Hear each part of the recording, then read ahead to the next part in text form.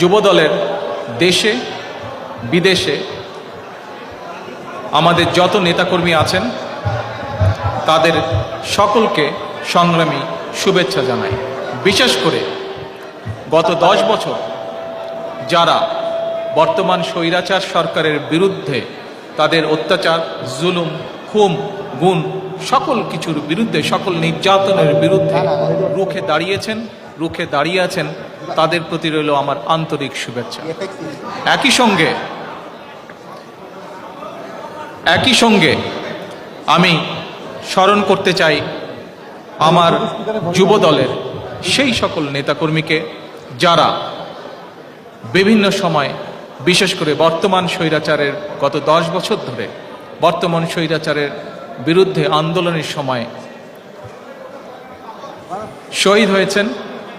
যারা নির্যাতিত হয়েছেন, পঙ্গুত্ব বরণ করেছেন, জেল জুলুমের শিকার হয়েছেন, তাদের সকলকে আমি শ্রদ্ধাভরে